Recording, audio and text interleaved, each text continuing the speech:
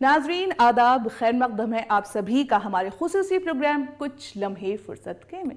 और मैं हूं आपकी मेज़बान समरी। जैसा कि हम सभी जानते हैं कि हमारा ये प्रोग्राम मबनी है ख़वातीन की परेशानियों, उनके मसाइल को हल करने पर, जिसकी तजवीज़ हम हर हफ्ते पेश करते हैं। भाई हमारी तो यही कोशिश होती है कि हम अपने नाज़रीन, ख़ासतौर से जो ख़वातीन हैं, उनकी जो परेशानियां हैं, मसाइल हैं, उन्हें हल करें और उनकी राह हमवार करें। तो चलिए आज के शुमारे का आगाज़ करते हैं।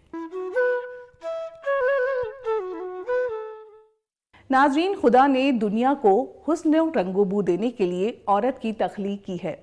औरत के हुस्न और जमाल से ये कायनात रंगीन नज़र आती है, हसीन तर नज़र आती है। वैसे बहुत सारी ऐसी चीज़ें हैं जो एक औरत की खूबसूरती में नुमाया होती हैं, फजूतर हैं। लेकिन अगर हम बात करें गेसू यानी बाल की, तो भाई एक औरत की खूबसूरती में चार चांद लगा देते हैं। आज जो दौर चल रहा है, दौर हाजिर में अगर हम बात करें बालों की, तो हम बहुत ही कम ध्यान दे पाते हैं अपने बालों पर, जबकि ये बेहद ज़रूरी है, चाहे वो कोई कामकाजी औरत हो या फिर घरेलू हो या फिर किसी कारोबार से वाबस्ता। अभी कुछ दिन पहले ही मेरी भी एक सहेली अपने बालों को लेकर बहुत ज़्यादा परेशान थी। देखते हैं फिर क्या हुआ।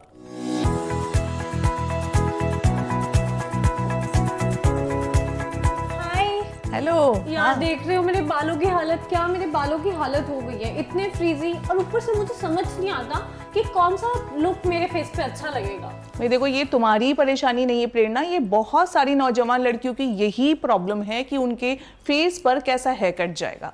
देखो, इसीलिए हम यहाँ आज आए हैं। ठीक है, आज मैं तुम्हारी मुलाकात कराऊंगी एक ऐसी शख्सियत से जो ये तुम्हारे बाल है ना, वो बिल्कुल सेट कर देंगे। क्या सच में? बिल्कुल। लो, वो आ गए। मिलेगा। और जाकिर जी कैसे हैं आप? जाकिर जी, आपका खैर मकदम है हमारे प्रोग्राम में। अच्छा देखिए, प्रेरणा जैसे कि यहाँ पर आई है, वैसे प्रेरणा जैसी ही जो प्रॉब्लम है आजकल की बहुत सारी नौजवान लड़कियों की भी है। लेकिन सबसे पहले हम प्रेरणा का हेयर सोल्यूशन करेंगे, तो बताइए। प्रेरणा के बाल बहुत ड्राई और डैमेज हो चुके हैं, तो प्रेरणा को एक छोटा सा हेयर ट्रीटमेंट करना होगा। उसके बाद हम प्रेरणा के शार्प लेयर्स करेंगे। प्रेरणा का फेस जो है थोड़ा ओवल शेप में है, उसके लिए सॉफ्ट लेयर्स अच्छा रहेगा।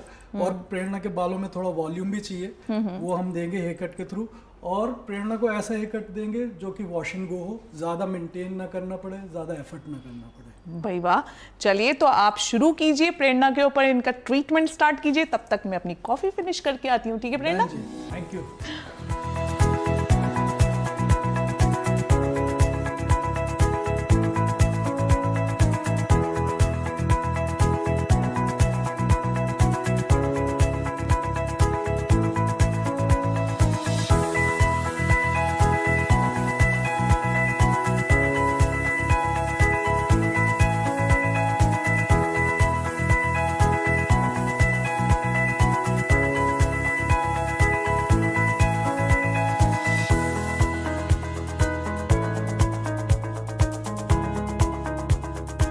अरे वाह, प्रेरणा का बिल्कुल लुक चेंज हो गया, एकदम डिफरेंट। अरे वाह प्रेरणा, अब तो तुम खुश हो? अच्छा जाकिर जी, आपने इनका तो लुक बिल्कुल चेंज कर दिया। बिल्कुल। लेकिन अभी हमें आपसे बहुत सारी और चीजें जाननी है, मालूमात हासिल करनी है। डेफिनेटली। तो चलें बातचीत करते हैं।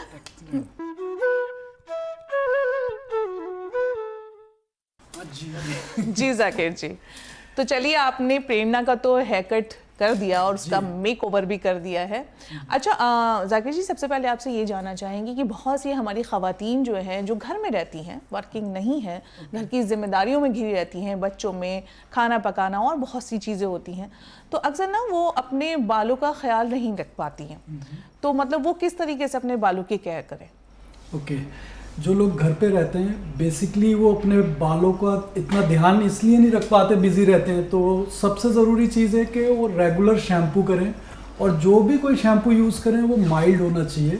एवरीडे शैम्पू करें और एक अच्छा कंडीशनर यूज़ करें जिससे बाल रफ ना हो और बाल टूटे ना। तो डेली आपको शैम्पू करना है, और अच्छे से रात को सोते समय आपको एक इस टाइप का, जिसे पैडल ब्रश बोलते हैं, ये यूज़ करना है। कम से कम आपको इसके 100 राउंड सर पे लगाने, जिससे बाल आपके डेड स्किन निकलेगी, आपका ब्लड सर्कुलेशन मूव होगा, इससे बाल आपके टूटेंगे नहीं और बाल हेल्दी रहेंगे। ये तो चले आपने बताया कि कैसे बहुत केयर करें। इजी है, इसको आप केयर कर सकते हैं और कोई ज़्यादा इसमें आपको मेहनत करने की ज़रूरत नहीं है। आपको डेली शैम्पू करना है, आपको कंडीशनर लगाना है, ब्रश करना है। इससे आप देखेंगे आपके बालों के अंदर बहुत ज़्यादा चेंज आएगा, आपके बाल हेल्दी हो जाएंगे और बाल बहुत ज़्यादा आपको लगेगा कि सॉफ्ट हो गए। जाकिर जी, ये तो आपने बताई कि किस तरीके से हमें करना है अपने बालों को केयर, लेकिन ऐसा भी कहा जाता है कि अगर हम बालों में अच्छे से तेल लगाएंगे, ऑयलिंग करेंगे, तो हमारे बाल काफ़ी हेल्दी हो जाएंगे। तो हफ्ते में कितनी दफ़ा कम से कम हमें अपने बालों में तेल लगाना चाहिए? एक्चुअली में ऑयल बहुत फ़ायदेमंद है हेयर के लिए, बट ऑयल लगाने का एक तरीका होता है। हमें ऑयल को हमेशा स्कैल्प पे लगाना है। अगर स्कैल्प पे हम लगा रहे हैं तो ऑयल हमें कभी नुकसान नहीं देता। और यूजली क्या करते हैं लोग, स्कैल्प पे लगाते हैं, हेयर पे लगाते हैं और वो इतना ज़्यादा लगा लेते हैं कि वो शैम्पू करते हैं, उसको 2-3 दिन बाद 3-4 बार शैम्पू करते हैं, तो उस ऑयल का कोई बेनिफिट नहीं होता। आपको ऑयल लगाना है ओनली स्कैल्प के ऊपर, रूट्स के ऊपर, क्योंकि ऑयल हमारी स्किन के अंदर पेनिट्रेट होता है, तब फायदा है ऑयल लगाने का, ना कि हम हेयर पे लगा रहे हैं। अगर आपने हेयर पे लगाना है तो बिफोर शैम्पू थोड़ा सा आप ऑयल लगा लीजिए और आप शैम्पू कर लीजिए। अदरवाइज आपको रूट्स पे लगा रहे हैं तो हेयर स्ट्रांग हो जाएंगे आपके, हेल्दी हो जाएंगे। ऑयल एक हेयर पे लगता है और एक स्कैल्प पे लगता है, दोनों का तरीका अलग है। तो हेयर के अंदर आपके बालों के अंदर कंडीशनिंग करेगा और अगर आप स्कैल्प पे लगा रहे हैं तो बालों को स्ट्रांग करेगा। अच्छा, ये तो आपने बताया कि किस तरह तरीके से ऑयलिंग करनी चाहिए। कई बार ऐसा होता है कि हम अपने बाल वॉश नहीं करते हैं और हम तेल लगा लेते हैं और कहीं ना कहीं हमारे बाल गंदे भी होते हैं, तो ये तरीका सही है? ये बिल्कुल ठीक नहीं है। हमेशा ऑयल लगाना, हमें स्कैल्प क्लीन होना चाहिए, हेयर भी क्लीन होने चाहिए, तभी ऑयल लगाना चाहिए, अदरवाइज नहीं ऑयल अप्लाई करना चाहिए। अच्छा। और ऑयल का ये है कि पर्सन टू पर्सन होता है, कुछ लोगों के स्कैल्प हेयर बहुत ऑयली होते हैं, उनको ऑयल अवॉइड करना चाहिए। जिन लोगों का स्कैल्प ड्राई है उनको ऑयल लगाना चाहिए। अगर बात करें हिना की, बहुत सी जो घरेलू औरतें हैं, ख़वातीन हैं, वो अक्सर अपने बालों में मेहंदी लगाती हैं, लेकिन ऐसा भी देखा गया है कि मेहंदी से बाल अक्सर बहुत ड्राई हो जाते हैं। तो क्या क्या ऐसी चीज़ें हम मेहंदी में मिलाकर लगाएं जो हमारे बाल स्मूथ रहें, सिल्की रहें? हिना लगाने से बाल यूजली ड्राई होते हैं, तो हिना के अंदर हम ऐड कर सकते हैं, हम कर्ड डाल सकते हैं, दही डाल सकते हैं, थोड़ा उसके अंदर हम ऑयल भी मिक्स कर सकते हैं और हम उसके अंदर एग डाल सकते हैं। उसका हम एक पेस्ट बना लें और उसको ऑलमोस्ट कम से कम 2-2.5 घंटे या ओवरनाइट रख के फिर हम अप्लाई करें तो हमारे बालों के अंदर सॉफ्टनेस भी आएगी और ड्राइनेस नहीं होगी।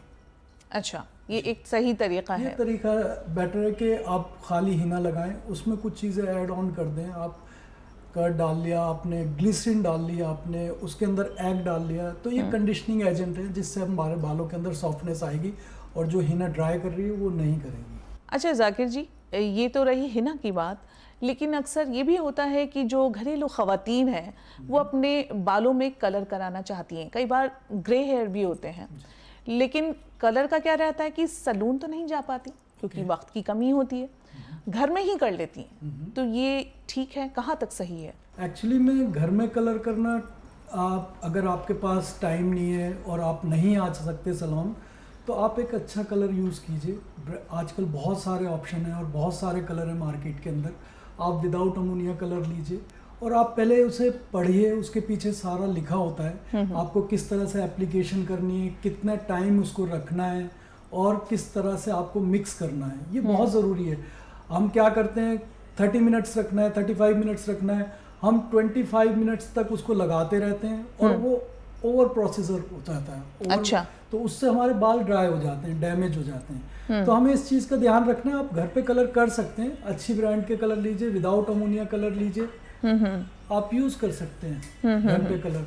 बट कोशिश कीजिए अगर आपके पास टाइम है तो आप सैलून आके कराएं तो ज़्यादा बेटर है। ज़्यादा बेहतर है। और एक और बात, अभी जैसा कि आपने प्रेरणा की कटिंग की है, आपने बताया कि उसका फेस ओवल है, तो उसके ऊपर आपने उसी हिसाब से कटिंग भी की।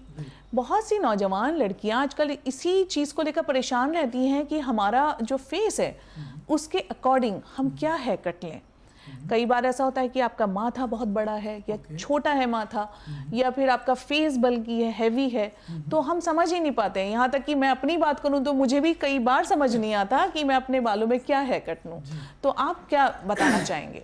देखिए, जिन लोगों का फॉरहेड ब्रॉड है तो उन्हें अक्सर फ्रिंज रखना चाहिए, जिससे उनका जो फॉरहेड है वो कवर रहे और एक स्टाइल मेंटेन हो। और जिन लोगों का फेस थोड़ा सा बल्गी है या हैवी है, उनको अपने हेयर स्टाइलिस्ट से बोलना चाहिए जहाँ भी वो काम कराते हैं कि वो थोड़ा शार्प लेयर्स दे, जिससे उनका फेस में सॉफ्टनेस आए। और जिन लोगों का फेस लंबा है, थोड़ा लॉन्ग फेस है, उनको हमेशा ऐसा हेयर कट लेना चाहिए, एक लॉन्ग बैंड हो और थोड़ा सा फेस के ऊपर बाल आ रहे हों, जिससे उनका फेस कवर हो और अच्छा लगे।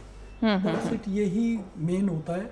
और आप एक अच्छे स्टाइलिस्ट के पास जाएंगे, वो आपको सजेस्ट करेगा आपके फेस के अकॉर्डिंग। जी हाँ, ये तो आप बिल्कुल सही कह रहे हैं कि हमें किसी अच्छे हेयर स्टाइलिस्ट से ही बात करनी चाहिए। कई बार हम जो है बहुत जल्दी में होते हैं और कहीं भी, मतलब कई बार ऐसा भी होता है कि घर में ही कैंची लेकर अपने ऊपर एक्सपेरिमेंट कर लेते हैं, तो वो सही नहीं है।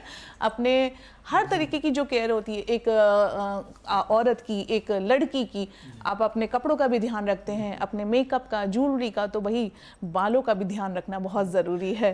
एक्चुअली में जैसे अभी आपने बोला किसी के फेस पे क्या कट सूट करेगा, हेयर कट भी है और आजकल इतने ऑप्शंस हैं। आप हेयर कट के साथ थोड़ा कलर कर सकते हैं। जी जी। अपना लुक चेंज करने के लिए आप थोड़ा, आजकल ट्रीटमेंट है, बालों को चेंज करने के लिए बहुत सारे ऑप्शंस हैं। कट के साथ पहले ओनली हेयर कट हुआ करता था, अब बहुत सारे ऑप्शंस हैं, कलर्स हैं, ट्रीटमेंट्स हैं, कैरेटीन आपने सुना होगा, बहुत सारे डिफरेंट ट्रीटमेंट्स हैं। तो आप अगर अच्छी जगह से आप काम कराते हैं या अच्छे हेयर स्टाइलिस्ट के पास जाते हैं तो डेफिनेटली वो आपका पूरा मेकओवर करके देते हैं। बिल्कुल बिल्कुल। तो आपको मतलब कट के साथ कलर भी कर सकते हैं, जी आप जी कलर जी के लिए भी जा सकते हैं। जी हाँ, जाकिर जी आप ये बहुत अच्छी बात बता रहे हैं कि हम अपना हेयर कट अगर ले रहे हैं तो उसके साथ हम कलर भी करा सकते हैं, और इससे जुड़ी जानकारी हम आपसे लेंगे, लेकिन अगले हफ्ते फिर आपको जहमत देंगे। और बहुत बहुत शुक्रिया आपका कि आपने हमारे नाजरीन को, खासतौर से वो खवातीन जो हमारा ये प्रोग्राम देख रही हैं, उन्हें इतनी अहम जानकारी फराहम की। शुक्रिया आपका। Thank you so much.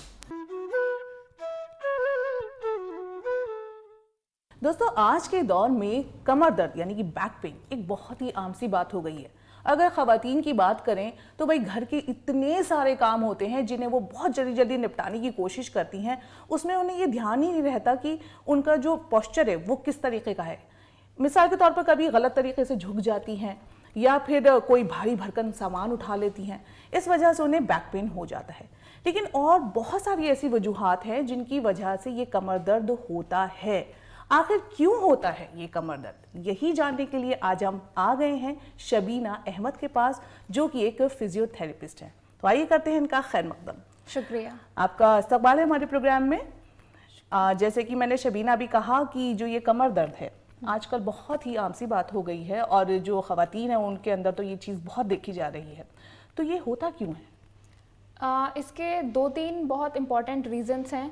Age related changes आ जाते हैं फीमेल में, क्योंकि वो अपना डाइट अच्छे से नहीं ले रही हैं। सेकंड, उनका फॉल्टी पॉस्चर्स होता है, वो उठने बैठने में, काम करने में ध्यान नहीं दे रही हैं उस चीज़ पे। थर्ड, उनको एक्सरसाइज रूटीन सही नहीं है, वो सिर्फ एक ही तरीके का काम कर रही हैं, सेडेंटरी लाइफस्टाइल ले रही हैं, वो एक्सरसाइजेस नहीं कर रही हैं। इस वजह से उन्हें बैक पेन की शिकायत आती है। तो उन्हें ये भी देखना होगा कि दिन के सुबह से रात तक के कामों में अपनी एक्सरसाइज, अपनी डाइट और अपना पोस्चर का कैसे ध्यान रखना है। शबीना जी, सबसे पहले हम यही जानना चाहेंगे, जैसे कि मैंने अभी जिक्र भी किया है कि कमर दर्द की जो परेशानी है वो काफ़ी देखी गई है, ख़ासतौर से ख़वातीन के अंदर। तो सबसे पहले तो यही जानेंगे कि आखिर ये बैक पेन है क्या? तो बैक पेन हम आपको बताते हैं। बैक पेन हमारी जो कमर की हड्डी है, सिर्फ जो हम स्पाइन की बात करें अपनी, तो स्पाइन में क्या क्या है हमारा, वर्टिब्रास आ जाते हैं, लिगामेंट्स आ जाते हैं, नर्व्स, मसल्स और टेंडन्स। इसके किसी भी हिस्से में, चाहे आप बोन की बात करें, मांसपेशी की बात करें, नर्व्स की बात करें, अगर कोई दिक्कत है, प्रॉब्लम है, इंजरी है, उसमें पेन है, उसे हम लो बैक पेन कैटेगराइज कर देते हैं। अच्छा, ये तो आपने बताया कि ये कमर दर्द आखिर होता क्या है। अब हम जानना चाहेंगे कि इसकी क्या वजूहात हैं। इसके मेनली 2 कॉजेज देखे गए हैं, जिनको हम मैकेनिकल बैक पेन और इन्फ्लेमेटरी बैक पेन कहते हैं। मैकेनिकल बैक पेन आजकल हर किसी को आसानी से हो जाता है। मैकेनिकल बैक पेन में क्या होता है, हमारी मांसपेशियां, हमारी नसों, उनमें इंजरी हो गई, कंप्रेशन हो गया, लंबे समय बैठने या लंबे समय खड़े होने की वजह से उनमें कोई चोट लग गई। ये एक शॉर्ट ड्यूरेशन पेन है जो 3 से 7 दिन के अंदर खत्म हो जाता है। इसी तरह बात करें हम इन्फ्लेमेटरी बैक पेन की, तो ये सिस्टमिक डिजीज इन्वॉल्व करता है, जस्ट लाइक आर्थराइटिस, हड्डियों का गठिया हो गया है आपको, एंकाइलोजिंग स्पॉन्डालाइटिस, बैम्बो स्पाइन हो गई, सेरोनेगेटिव स्पॉन्डालाइटिस, स्पॉन्डाइलो आर्थोपैथीज, ये सब डिजीजेस जो सिस्टमिक डिजीज हैं, जो सालों से चली आ रही हैं, इनकी वजह से जब दर्द होता है तो उसे इन्फ्लेमेटरी बैक पेन कहते हैं। शबीना जी, आपने बताया कि बैक पेन है, क्या क्या वजूहात हैं, लेकिन अगर हम देखें तो बहुत सी ख़वातीन ऐसी हैं जो घर में भी एक्सरसाइज करती हैं, चाहे वो योगा करती हों, जिम भी जाती हैं, लेकिन फिर भी देखा गया है कि उनके बैक पेन होता है उनको। तो इसकी क्या वजह है कि हम फिजिकल वो भी कर रहे हैं, वर्कआउट भी कर रहे हैं, फिर भी हमारे बैक पेन होता है? जी, इसकी मेनली 2 रीजंस देखे गए हैं, या तो जेनेटिक, माँ बाप से चली आ रही है वो बीमारी, पुरानी बीमारी है, या फिर उनकी डेफिशिएंसी है सप्लीमेंट्स में, न्यूट्रिशनल डेफिशिएंसी है उनको, कैल्शियम या विटामिन डी की। क्योंकि आजकल हमारा एक्सपोजर नहीं है सनलाइट का, और हम जो कैल्शियम ले रहे हैं वो भी हमें बॉडी को पूरा नहीं हो पा रहा है। तो मेनली 2 रीज़न देखे गए हैं, calcium and vitamin D deficiency, जिसकी वजह से पेशेंट सब कुछ करता है, योग भी करता है, एक्सरसाइज भी करता है, पॉस्चर भी ठीक रखता है, बट उसका जो इनटेक है, जो बोन की हेल्थ है, वही नहीं बन पा रही है। इस वजह से वो बैक पेन की कंप्लेन करता है। अच्छा, ये आपने बताया कि किस वजह से ये सब होता है, बैक पेन की परेशानी होती है। अब हम ये जानना चाहेंगे कि ये जो वजूहात है इनको कैसे हम हल करें, क्या घर पे कर सकते हैं, क्या चीज़ें हैं जो हम घर पे अपना कर इस परेशानी से छुटकारा पा सकते हैं? जी देखिए, बहुत सारी ऐसी चीज़ें हैं जो हम घर पर कर सकते हैं, और हमें यहाँ डॉक्टर के हर बार जाने की ज़रूरत नहीं है। सबसे पहले तो हमें अपना पॉस्चर ठीक करना होगा, कैसे बैठना है, कैसे उठना है, और कैसे सामान को उठाना है। तो इसके लिए मैं अपने पेशेंट्स को भी एक फ्रेज बोलती हूँ, smart sit, smart stand and smart lift. ये 3 चीज़ें हमें फॉलो करनी है। दूसरी चीज़, जब भी हमें पेन हो, हमने क्या करना है, हॉट वाटर फर्मेंटेशन या कोल्ड फर्मेंटेशन लेनी है। उसके बाद हम कोई अपना जेल लगा सकते हैं, ठीक है। अगर इससे भी हमारा पेन नहीं जा रहा है तो हमने एक्सरसाइजेस करनी है और डाइट की तरफ चलना है। ये 2 मेन रीजंस हैं जिससे हम अपनी बैक पेन की शिकायत को दूर कर सकते हैं। कुछ एक्सरसाइजेस ऐसी हैं जो आपने 1 से 2 मंथ में करनी है, आपका बैक पेन ठीक हो जाएगा। और डाइट में कुछ चेंजेस करने हैं। शबीना जी, अभी आपने जिक्र किया कि स्मार्ट सिट, स्मार्ट स्टैंड और स्मार्ट लिफ्ट, ये आप हमें करके दिखाइए। जी ज़रूर, अब मैं आपको करके दिखाती हूँ। स्मार्ट सिट, स्मार्ट स्टैंड और स्मार्ट लिफ्ट। जब भी हमें बैठना है तो स्मार्टली बैठना है, हमारे शोल्डर्स बिल्कुल रिट्रैक्ट होने चाहिए, हमारे स्पाइन एकदम स्टैंड स्ट्रेट होनी चाहिए, और हमारे नी 90 डिग्री पे होने चाहिए।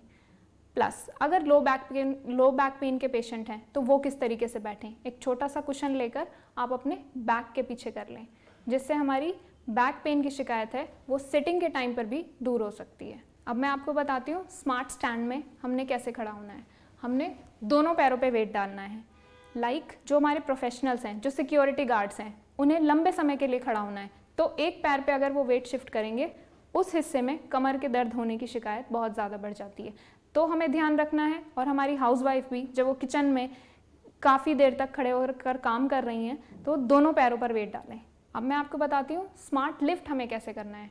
स्मार्ट लिफ्ट में हमने सिर्फ 2 चीज़ों का ध्यान रखना है, हमारी बैक सीधी रहे और हमारे घुटने 90 डिग्री पर रहें, इस तरीके से। और हमने अपने ऑब्जेक्ट को लिफ्ट करना है और जगह पर रखना है। इसमें जो पेशेंट्स और जो हाउसवाइफ जो गलती करती हैं वो फॉरवर्ड बेंडिंग ही करती हैं। प्रोलॉन्ग फॉरवर्ड बेंडिंग से हमें बैक पेन हो जाता है। जिन्हें बार बार सामान उठाना है, यहाँ पर उन्हें पेन की शिकायत होती है। इसी वजह से इस लिफ्ट को अवॉइड करना है और नीचे जाना है, लिफ्ट करना है और प्लेस कर देना है, सिंपल। शबीना जी, आपने ये 4 तरीके के पेन हमसे डिस्कस किए हैं। अच्छा, इनको अगर हम घर पर ही इनसे छुटकारा पाना चाहें, हम ख़वातीन, तो आप हमें कौन कौन सी एक्सरसाइजेज हैं वो एडवाइस करेंगी? जी बिल्कुल, मैं आपको एक्सरसाइजेस करके दिखाती हूँ, हमें क्या करना है और क्या नहीं करना, उसके साथ वो भी बताती हूँ। सबसे पहले हमें पेशेंट को नीचे लेटाना है।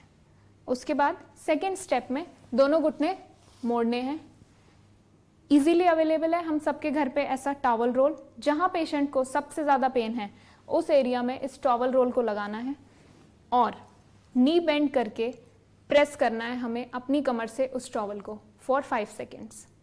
ये हमें रिपीट करना है 3 से 4 बारी, दिन में 2 से 3 बार। ये फर्स्ट एक्सरसाइज थी। अब हमने सेकेंड एक्सरसाइज करनी है। सेकेंड एक्सरसाइज में टॉवल को हम नीचे से निकाल देंगे और अपनी बैक को एक ब्रिज की तरह बनाएंगे, जिसको हम बोलते हैं बैक ब्रिजिंग एक्सरसाइज। कमर ऊपर उठाने पर होल्ड करके रखना है फॉर 5 सेकेंड्स एंड इसको 10 to 20 टाइम्स रिपीट करना है। थर्ड एक्सरसाइज हमें बैठ के करनी है। इस एक्सरसाइज को बोलते हैं टो टचिंग। हमने क्या करना है, सीधा बैठकर अपने टोस को टच करना है कॉन्ट्रालेटरली। जब हम सीधे हाथ से टच करेंगे तो उल्टे पैर के अंगूठे को टच करेंगे इस तरीके से। साथ से 1 2। ये सेम चीज हमने रिपीट करनी है 10 से 15 बार, दिन में 2 से 3 बार। चौथी एक्सरसाइज में पेशेंट को पेट के बल लेटना है। पेट के बल लेटने के बाद दोनों कोहनियों पर आ जाना है, जिसे हम कहते हैं प्रोन ऑन एल्बोज। तो दोनों कोहनियां आगे होंगी और पेशेंट धीरे धीरे उठेगा। पेशेंट का टारगेट क्या होगा कि मुझे छत को देखना है फॉर 5 सेकेंड्स। ये 10 to 20 टाइम्स रिपीट करना है थ्राइस अ डे। शबीना जी, अक्सर ये भी देखा गया है कि हाई हील्स पहनने पर खवातीन को अक्सर बैक पेन की परेशानी सामने आती है, तो ये कहाँ तक सही है? हाई हील बहुत कम पेशेंट्स को नुकसान करती है अगर वो पेशेंट्स उसे लंबे समय तक यूज़ कर रहे हैं, जस्ट लाइक 2 to 3 ईयर्स, या उनका एक ऐसा रूटीन है जिसमें उन्हें 8 घंटा हाई हील पहनना है, तो बैक पेन एक कॉन्ट्रीब्यूटरी फैक्टर बन सकता है। और मेरी एडवाइस पेशेंट्स को यही रहती है जिनको भी लो बैक है कि वो हर तरीके के जूते पहने, जिसमें हील्स भी हों और विदाउट हील्स भी हों। डॉक्टर सोल के शूज़ वो पहने तो ज़्यादा अच्छा होगा, ताकि वो कंफर्ट बना रहे और हमारा पेल्विस पीछे की तरफ टिल्ट ना करे। वाकई शबीना जी, आपने सही फरमाया। ऐसी बहुत सारी बातें, ऐसी बहुत सारी चीज़ें हैं हमारी रोज़मर्रा की ज़िंदगी में कि अगर हम उन पर गौर फरमाएं, उन्हें ध्यान से देखें और अपनी ज़िंदगी में अपनाएं तो बहुत सारी चीज़ों से, परेशानियों से छुटकारा पा सकते हैं और इस कमर दर्द को भी झटपट भगा सकते हैं। आपका बहुत बहुत शुक्रिया हमारे नाज़रीन को, ख़ासतौर से ख़वातीन को, इतनी सारी अहम जानकारी फराहम करने के लिए। छोटी जगह को सजाना थोड़ा पेचीदा काम होता है। अगर आपका घर छोटा है और आप इसे एक स्पेशियस लुक देना चाहते हैं तो आपको कमरों में मुनासिब रोशनी का इंतजाम करना होगा। खासकर ब्राइट लाइट्स का इस्तेमाल करने से कमरों का कोना कोना चमकने लगता है और ऐसा एहसास होता है जैसे कमरे में काफी जगह हो। अगर घर छोटा हो तो आप अपने घर के लिए हल्के फुल्के और कम जगह घेरने वाले फर्नीचर को ही चुनें, जिससे आपका घर थोड़ा खाली और बड़ा भी नजर आएगा। तो नाज़रीन, हमारी हमेशा की तरह ये कोशिश होती है कि हम आपके लिए एक तरोताज़ा एपिसोड पेश करें और जो भी आपकी परेशानियाँ, ख़ासतौर से ख़वातीन की, उनके जो मसाइल हैं उनके हल भी आपके सामने हम पेश करें, ताकि आपकी ज़िंदगी और ज़्यादा आसान हो जाए। फ़िलहाल के लिए बस इतना ही। अगले हफ्ते एक और नए एपिसोड के साथ मैं हाजिर हो जाऊँगी। तब तक के लिए दीजिए इजाज़त। अपना ख्याल रखिए और अपने अपनों का भी ख्याल रखिए। खुदा हाफिज़।